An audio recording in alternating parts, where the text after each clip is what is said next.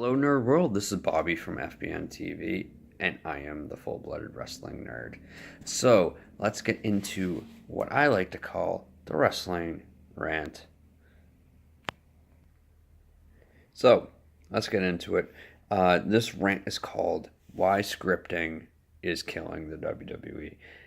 No, I don't think the WWE is going to die or anytime soon. It's just this is the point of all of this is just why is scripting destroying the WWE? So, like I said, WWE is not dying. They're slowly dying. I guess you could say wrestling in general is slowly dying. But in for the WWE, it's why is the viewership gone down? And the big thing for me is the scripting. Um, the other parts, the use of character, but I'll get into that part of part of the scripting as well. So there's a million things going on with the WWE that they can do better that they're not. So let's just get into the scripting part of it. So uh, I will go through the points. Point one will be history. Point two will be modern day versus kind of 80s versus 90s, late 90s Attitude Era. Um, and I'll go into who your top faces and heels are right now. So we'll get into that. So let's get into point one. So point one is history. So the history of the WWE, if just wrestling in general, as far as promos go, and is pretty simple. The biggest promo back in the 70s and 80s, I mean, you can look at a million people, but the best promos out there were two people. That's Dusty Rhodes and that's Ric Flair. Back in their territory days, those two put on outstanding promos, and it was always good guy versus bad guy. However, they put their promos together and told the story with their promos, not just in the ring.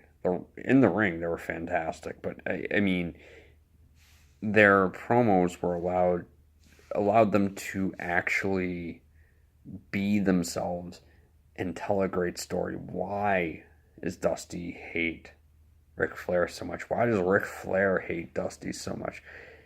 Even though, I mean, that's kayfabe, but outside of kayfabe, like they loved each other and they respected each other.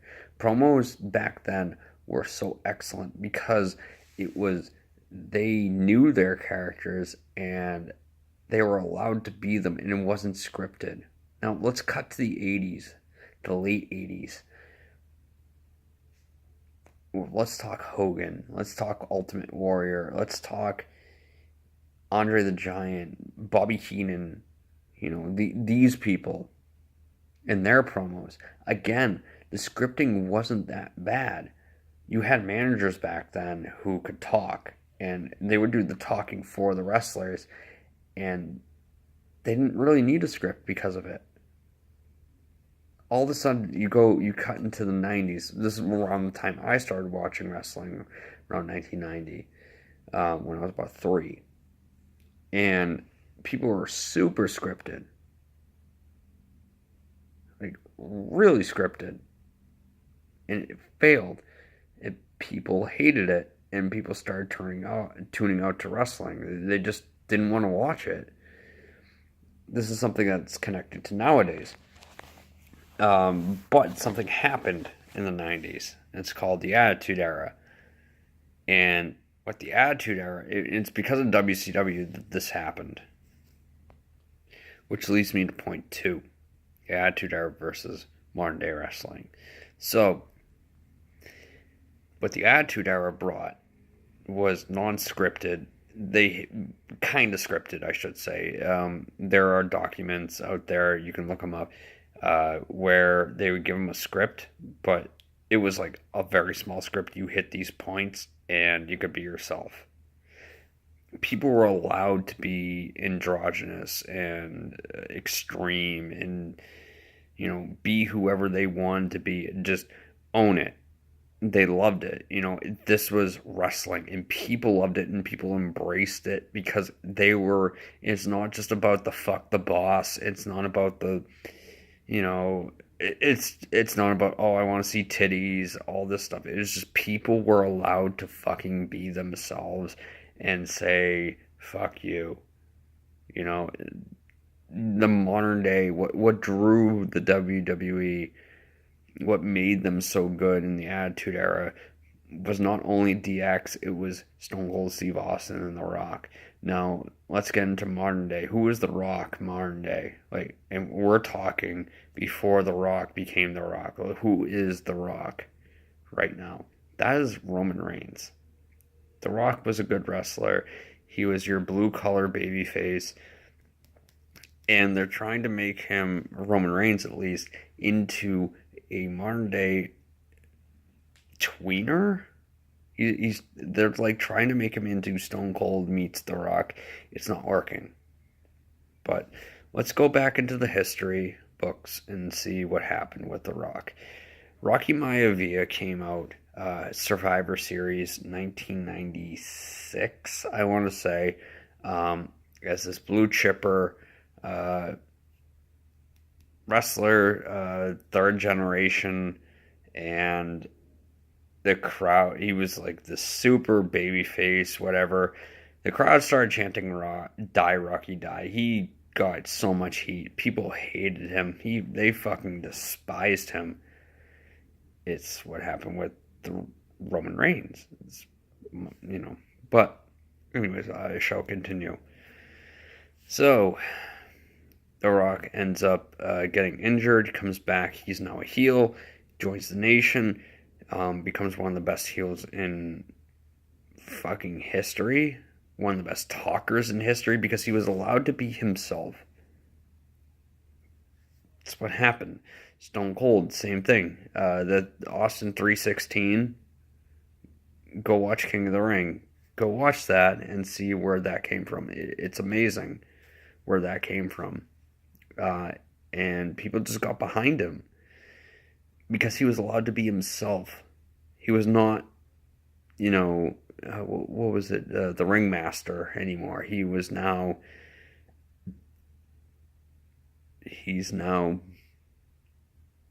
this guy who doesn't give a fuck. And people respected it. The cursing doesn't have to do with anything nowadays. That's not the problem. So there's your history as to what made the WWE back in the Attitude Era so likable. Now, we could go to the Ruthless Aggression Era and say what made it likable. Well, because there was a lot of girls showing their tits. And, I mean, the wrestling was fucking fantastic. And actually, the stories were really good because you had Guerrero, Benoit. Won't talk about him. We can probably cut him. Can we edit him out of this video? Probably should. Anyways, you have those guys, Angle, freaking John Cena in his prime, Randy Orton coming out, Shelton Benjamin, HBK on his second run. He was phenomenal. Triple H being like this guy, Evolution, Batista, you name it. And it was just amazing storylines and constantly and amazing promos, and people were allowed to be themselves. Again, the promos were really good. Everything was really good about it, and the popularity was still decently high, even when John Cena became the Golden Boy. Like, it still was decently high. Then towards the end of it, you brought in CM Punk and Daniel Bryan, and CM Punk was fucking incredible. But in CM Punk's prime, unfortunately, what ended up happening was the PG era started. And that's what sucked. The FU became the Attitude Adjustment. The STFU became just a straight up STF. The CM Punk cut the promo of his life. CM Punk cut the promo of his life, and then he left within 2 or 3 years. This is what happened. This is unfortunate, but this is what happened. People cut promos nowadays, and they're so boring and so dull and just awful. And something happened recently. Talking Smack got canceled. So let's get into what happens nowadays. Talking Smack was allowed people to be themselves, be their character, multiply it by 10,000, and just cut these amazing promos. The Miz comes to mind on it. Dean Ambrose comes to mind. SmackDown in general comes to mind. And all of a sudden, these guys who are cutting these great promos, they get traded to Raw, and SmackDown goes down to shit. And Raw becomes better, but still not great. Why? Samoa Joe is cutting amazing promos. Probably not scripted. New Day still cuts amazing promos, but people can't go 100%. They're telling them, you can cut these amazing promos, but you have to get it 50%. Take your character, divide it in half. That's why people aren't watching. People aren't watching because, the matches are whatever. The matches are great. No one complains about the matches for the most part. The scripting, that is shit. It's so bad at this point. You want Roman Reigns to be your guy? Fucking do not script him. Stop having him say suffering fucking succotash. Don't have him come out and cut a promo after you try to murder somebody and then fled a scene. You don't do that. The continuity, the scripting is just god awful nowadays. It's so scripted. It's too scripted. People aren't themselves. And you could see that. People don't have the confidence when they're in the ring cutting a promo. They don't have it. There is no confidence. They have confidence when they were on Talking Smack or Raw Talk because they knew that it's not scripted. Now they give them scripts and just no confidence at all because they don't believe in the script, and the fucking fans don't believe in them because they don't fucking give two shits about them at this point because, well, they're fucking scripting everything. And just, you could tell that these people don't believe the words that they're fucking saying. The people who actually get over with the fans and get over with the crowd, it's the same thing with New Japan, Ring of Honor, whatever you want to call it. It's like people like the Bullet Club, Young Bucks, Kenny Omega, in the WWE, the New Day, right? Like people like that. Because they're allowed to be themselves. If you look at NXT and you look at the main roster, the scripting in NXT is not nearly as scripted. That's a fact. You can watch it and you can watch what they're saying and you know it. Nowadays, it's just, I was going to say nowadays, but sorry. The problem is,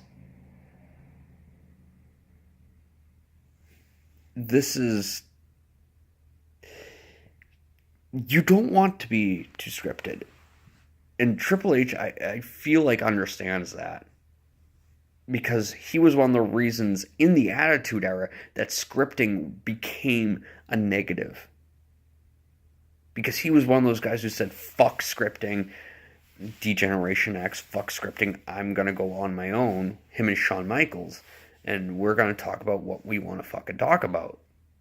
Vince McMahon's sitting there going, okay, well, fuck the Attitude Era, it's PG, and my wife is in love with Donald Trump. Not in love with Donald Trump, but you understand she's very close with Donald Trump and the Republican Party. And Vince is very close with Donald Trump and the Republican Party. And we got to be PG and we can't go too extreme and all this bullshit. And like, no, you can. You could say shit. You're on USA, all right? Like, USA's, like, watch some of their shows. They do some shit.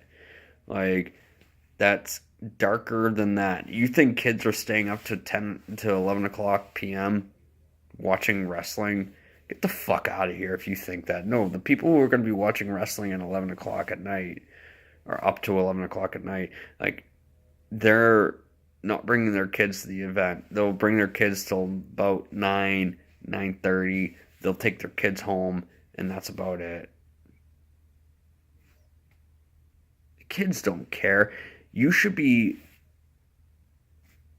the IWC nowadays is bigger than it's ever been.